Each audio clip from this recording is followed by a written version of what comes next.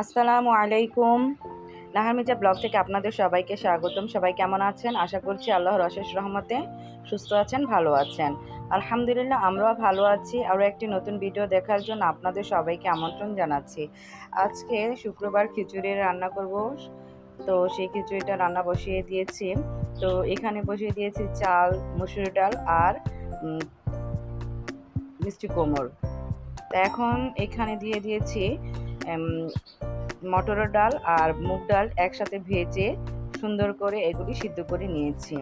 যখন খিচুড়িটা অধা-অধি হয়ে আসবে তখন আমি কিন্তু এই ডালটা দিয়ে দিব, নয়তো ডালটা বেশিরভাগ খিচুড়িটা নিচে লেগে যায়।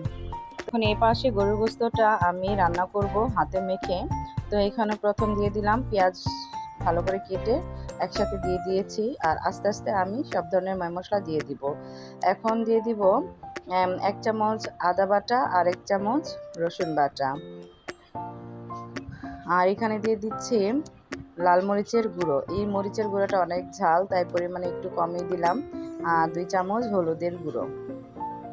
যেহেতু আমি খিচুড়িতে এক্সট্রা ঝাল দিচ্ছি, এখানেও ঝাল দিব, তাই আর আলাদা করে রান্না করবো, একসাথে মিক্স করব না।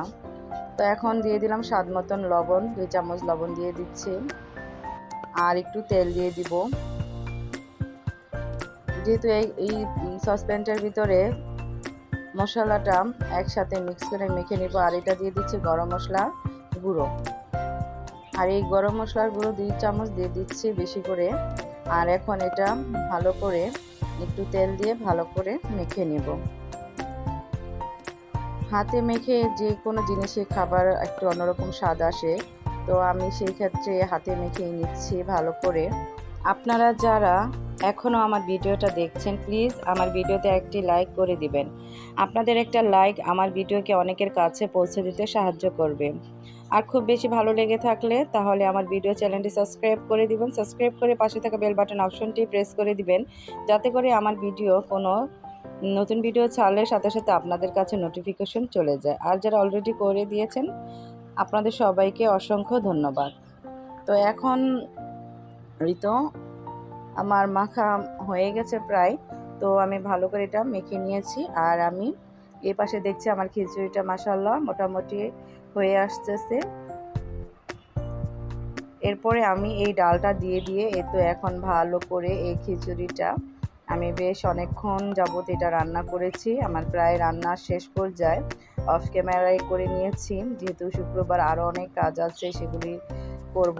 আর এ পর্যায়ে এসে আমি ভালো মতন এই যে রসুন দিয়েছি আর এখানে পেঁয়াজ দিয়েছি একসাথে। এখন এটা ভালো করে বাগার দিয়ে নিব। যেহেতু এক হাতে ক্যামেরা ধরেছি, আরেক হাতে রান্না করতেছি, অবশ্যই একটু কষ্ট হচ্ছে। আমি কিন্তু খিচুড়িটা বাগার দিয়ে নিয়েছিলাম, আর এখন এই যে আমি যে প্রেশার কুকারে যে গরুর গোস্তটা রান্না বসিয়েছিলাম, এখন এটি কড়াইতে ঢেলে নিয়েছি।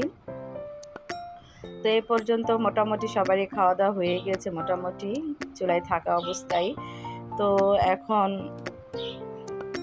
এই তো আমিও এখন খেয়ে নিব।